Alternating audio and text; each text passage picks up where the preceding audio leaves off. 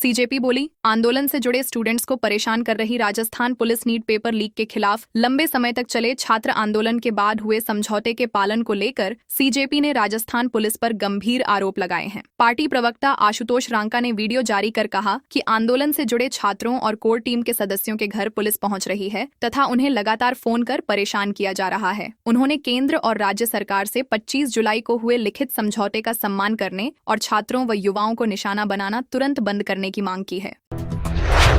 जयपुर के Gandhinagar railway station पर बम मिला। जयपुर के गांधीनगर रेलवे स्टेशन पर बम मिलने की सूचना के बाद मंगलवार सुबह सुरक्षा एजेंसियों ने मॉक ड्रिल की। सूचना मिलते ही police, ATS, bomb squad, dog squad, civil defence और दमकल विभाग की टीमें मौके पर पहुंची। प्लेटफॉर्म नंबर 1 को खाली कराकर संदिग्ध बम को सुरक्षित तरीके से डिफ्यूज किया गया। डीसीपी रंजीता शर्मा ने बताया कि इस अभ्यास का उद्देश्य आपात स्थिति में सभी एजेंसियों की तैयारी और रिस्पॉन्स टाइम की जाँच करना था। कांग्रेस आधे टिकट 50 से कम उम्र वालों को देगी। स्थानीय निकाय और पंचायती राज चुनावों की तैयारियों के बीच कांग्रेस ने युवाओं को प्राथमिकता देने का बड़ा फैसला लिया है। प्रदेश कांग्रेस अध्यक्ष गोविंद सिंह डोटासरा ने कहा कि इस बार 50% टिकट 50 वर्ष से कम उम्र के उम्मीदवारों को दिए जाएंगे। उन्होंने वरिष्ठ नेताओं से नई पीढ़ी को आगे लाने और युवा नेतृत्व तैयार करने की अपील की। साथ ही स्पष्ट किया कि शेष आधे टिकट 50 वर्ष से अधिक उम्र के नेताओं के लिए रहेंगे, ताकि अनुभव और युवा ऊर्जा दोनों का संतुलन बना रहे। राजस्थान में जयपुर सहित कई जिलों में तेज बरसात। राजस्थान में मानसून एक बार फिर सक्रिय हो गया है। जयपुर, उदयपुर, अलवर, भरतपुर, जोधपुर, बीकानेर और सवाई माधोपुर सहित कई जिलों में अच्छी बारिश दर्ज की गई। उदयपुर की वाकल नदी उफान पर होने से कई गांवों का संपर्क टूट गया, जबकि सिरोही में कच्चा मकान ढहने से एक बुजुर्ग की मौत हो गई। मौसम विभाग के अनुसार बंगाल की खाड़ी में बने डीप डिप्रेशन और साइक्लोनिक सिस्टम के असर से 2 अगस्त तक प्रदेश में बारिश जारी रहने की संभावना है।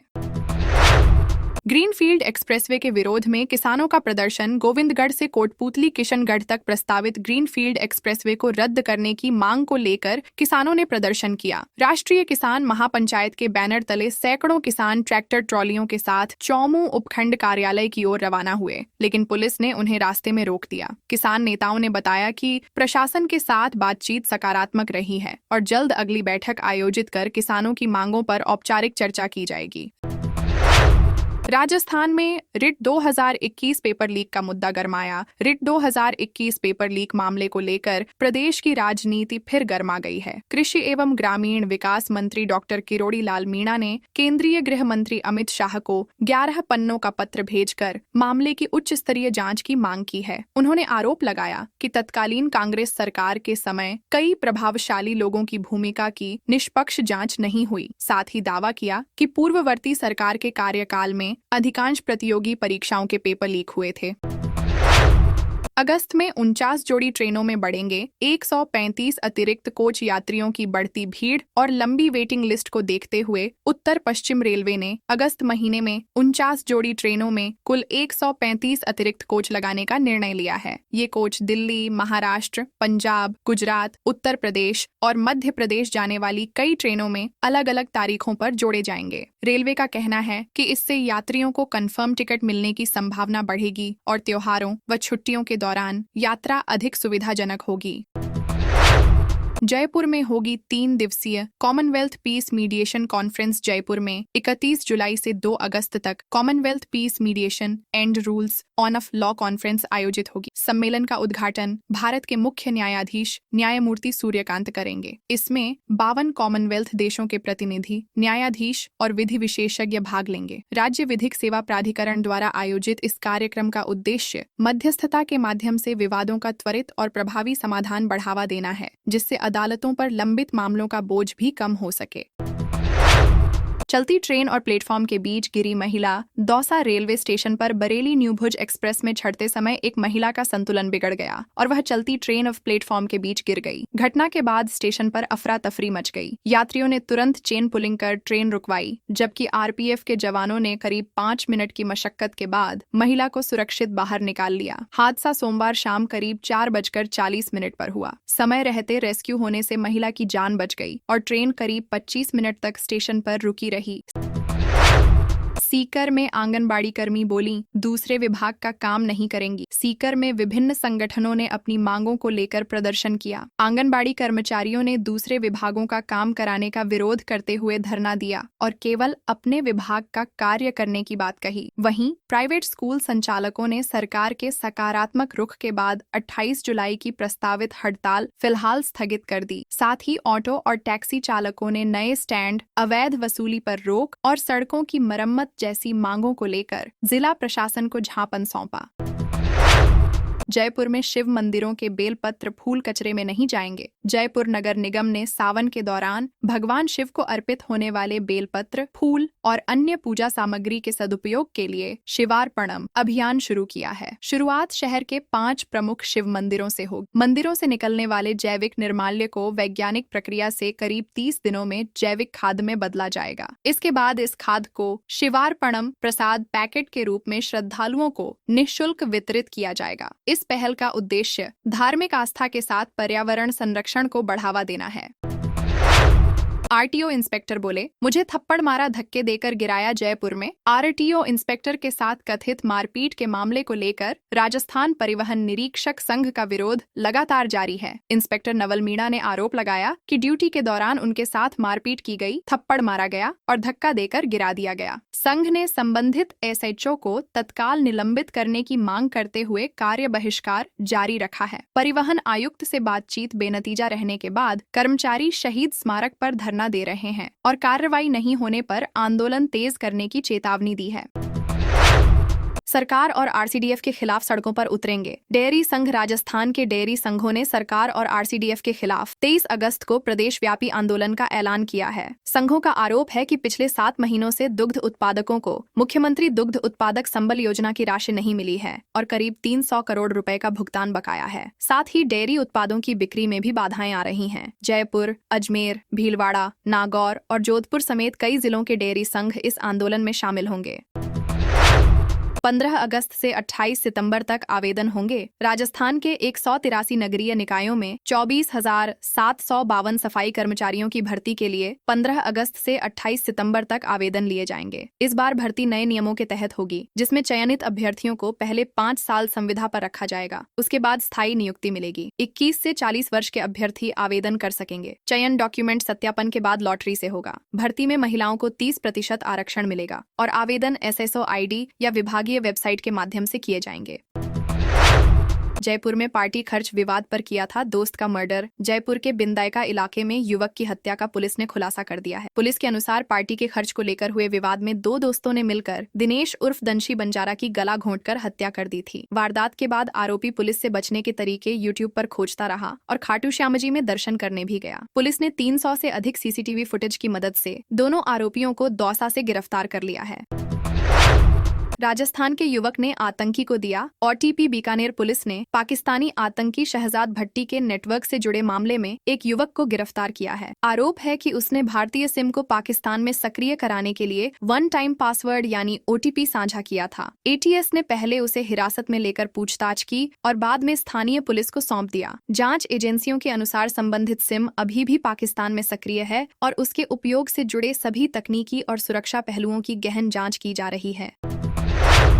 उदयपुर के 8 तहसील कार्यालयों पर ताला लगाने की चेतावनी। उदयपुर में यूडीए क्षेत्र और नगर निगम परिसीमन में शामिल गांवों की आबादी भूमि के हस्तांतरण में हो रही देरी को लेकर लोगों का गुस्सा बढ़ गया है। पेराफेरी जिला संघर्ष समिति ने चेतावनी दी है कि यदि 3 दिन के भीतर 32 गांवों के लंबित प्रस्तावों और तहसील स्तर के मामलों का निस्तारण नहीं हुआ तो पेराफेरी की 8 तहसील कार्यालयों पर तालाबंदी कर उग्र आंदोलन किया जाएगा। समिति ने 205 गांवों के लोगों से आंदोलन के लिए तैयार रहने की अपील करते हुए कहा कि जरूरत पड़ी तो कलेक्टर कार्यालय का घेराव भी किया जाएगा। बदमाशों ने चलती स्कूटी पर किया था चाकू से हमला। सीसीटीवी कोटा के घोड़े वाले बाबा सर्किल पर युवक पर हुए जानलेवा हमले का सीसीटीवी फुटेज सामने आया है। वीडियो में 4 बदमाश चलती स्कूटी पर सवार युवक पर ताबड़तोड़ चाकू से हमला करते दिखाई दे रहे हैं। गंभीर रूप से घायल युवक की जान ट्रैफिक पुलिस के 2 जवानों ने तत्काल साहस दिखाकर बचाई। इस बहादुरी के लिए हेड कांस्टेबल राकेश मीणा और राजाराम विश्नोई के नाम डीजीपी डिस्क सम्मान के लिए भेजे गए हैं। पुलिस आरोपियों की तलाश में लगातार दबिश दे रही है। सीजेपी के आंदोलन पर बनेगी film. The accidental cockroach party NEET paper leak आंदोलन को लेकर कॉकरोच जनता पार्टी की चर्चा अब बड़े पर्दे तक पहुंच गई है। जयपुर के गोविंद देव ब्रह्म ने द एक्सीडेंटल कॉकरोच पार्टी नाम से फिल्म बनाने की घोषणा की है। उनका दावा है कि फिल्म आंदोलन के पीछे की अनदेखी सच्चाई और कथित राजनीतिक साजिशों को सामने लाएगी। उन्होंने कहा कि छात्रों की मांगें उचित थीं, लेकिन आंदोलन का इस्तेमाल दूसरे उद्देश्यों के लिए भी किया गया। फिल्म की स्क्रिप्ट तैयार की जा रही है और निर्माता निर्देशक से बातचीत जारी है। भीलवाड़ा में अवैध बजरी से भरी 3 ट्रैक्टर ट्रॉली पकड़ी। भीलवाड़ा में अवैध बजरी खनन और परिवहन के खिलाफ पुलिस ने बड़ी कार्रवाई की है। बडलियास थाना पुलिस ने बनास नदी क्षेत्र में छापा मारकर अवैध बजरी से भरी 3 ट्रैक्टर ट्रॉलियां और उनकी निगरानी कर रही एक बाइक जब्त की है। वाहनों को थाने लाकर माइनिंग विभाग को सूचना दी गई, जिसके बाद आगे की कार्रवाई शुरू की गई। पुलिस का कहना है कि जिले में अवैध बजरी खनन के खिलाफ अभियान लगातार जारी रहेगा और बजरी माफियाओं पर सख्त कार्रवाई की जाएगी। उदयपुर में घर बनाना हुआ महंगा। उदयपुर में अब जमीन खरीदना और घर बनाना पहले से ज्यादा महंगा हो गया है। राज्य सरकार की संशोधित व्यवस्था के तहत जिले में डीएलसी दरों में 2 से 40% तक बढ़ोतरी की गई है। तेजी से विकसित हो रहे इलाकों में बाजार मूल्य के अनुसार नई दरें लागू की गई हैं। इसके अलावा स्टैंप ड्यूटी पर 3% सरचार्ज बढ़ने से रजिस्ट्री और भू रूपांतरण का खर्च भी बढ़ गया है। नई व्यवस्था का सीधा असर संपत्ति खरीदने और निवेश करने वालों पर पड़ेगा। 24 घंटे के अंदर सलमान खान और काला हिरण शिकार पर बनी फिल्म पर सख्ती। 1998 के चर्चित काला हिरण शिकार मामले पर आधारित फिल्म काला हिरण द बैटल फॉर लेगेसी को लेकर दिल्ली हाईकोर्ट ने सख्त आदेश जारी किए हैं। अदालत ने फिल्म के विवादित टीजर और उससे जुड़े सभी डिजिटल कंटेंट को 24 घंटे के भीतर इंटरनेट से हटाने के निर्देश दिए हैं। यदि आदेश का पालन नहीं किया गया तो संबंधित डिजिटल प्लेटफॉर्म को कंटेंट ब्लॉक करने के लिए कहा जाएगा। मामला अब डिजिटल अधिकारों, एआई के उपयोग और व्यक्तिगत प्रतिष्ठा से जुड़ी बड़ी कानूनी बहस बन गया है। लुत्फी गैंग के खिलाफ 25-25 हजार के इनाम घोषित। भीलवाड़ा के कारोबारी मुकेश टेलर के अपहरण और फिरौती मामले में पुलिस ने बड़ी कार्रवाई करते हुए लुत्फी गैंग के 9 आरोपियों पर 25-25 हजार रुपए का इनाम घोषित किया है। मुख्य आरोपी फजले रऊफ उर्फ लुत्फी समेत सभी आरोपियों के खिलाफ लुकआउट सर्कुलर भी जारी किया गया है। पुलिस अपराध से अर्जित संपत्तियों को फ्रीज करने की तैयारी में है। जाँच में सामने आया है कि गैंग विदेश में लोगों को सट्टा, हवाला और ब्याज के कारोबार में फंसाने का काम करता था।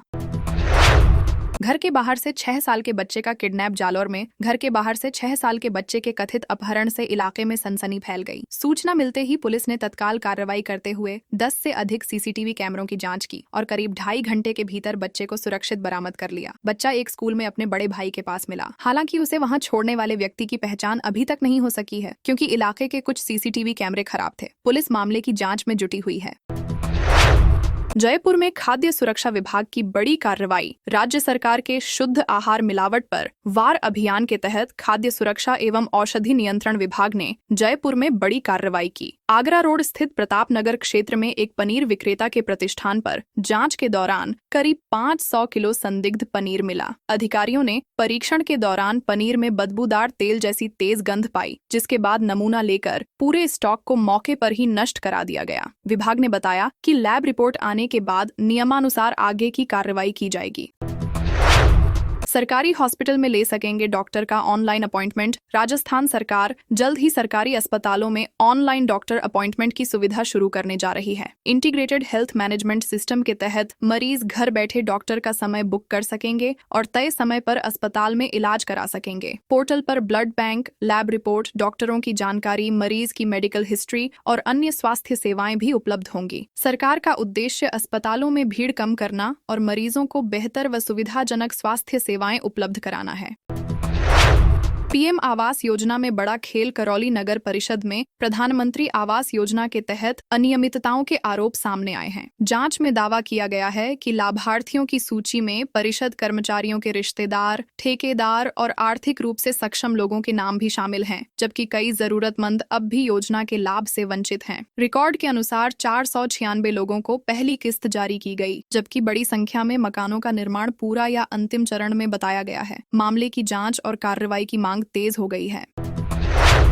सौंफ इसबगोल में मजबूती। मूंग ग्वार के भाव स्थिर। नागौर कृषि उपज मंडी समिति ने 29 जुलाई के औसत भाव जारी किए हैं। मंडी में जीरा, सौंफ और इसबगोल के दाम मजबूत बने हुए हैं। जीरा अधिकतम 21,300 रुपए प्रति क्विंटल, सौंफ 13,500 रुपए और इसबगोल 13,300 रुपए प्रति क्विंटल तक बिका। वहीं मूंग, ग्वार और चने के भाव स्थिर रहे। मंडी समिति का कहना है कि अच्छी गुणवत्ता वाली उपज को बाजार में बेहतर कीमत मिल रही है और मसाला फसलों में मजबूती का रुख बना हुआ है। बूंदी में बदमाश का अवैध आशियाना ढाया। बूंदी में जिला प्रशासन और पुलिस ने अपराध से अर्जित अवैध संपत्तियों के खिलाफ बड़ी कार्रवाई करते हुए एक बदमाश का अवैध मकान ध्वस्त कर दिया। सदर थाना क्षेत्र के आरोपी दीपक पर नकली सोने की ठगी समेत 9 आपराधिक मामले दर्ज हैं। जांच में सरकारी भूमि पर अवैध कब्जा कर मकान बनाने की पुष्टि होने के बाद जेसीबी से निर्माण हटाया गया। कार्रवाई के दौरान भारी पुलिस बल तैनात रहा। प्रशासन ने कहा कि अपराधियों की अवैध संपत्तियों पर आगे भी सख्त कार्रवाई जारी रहेगी।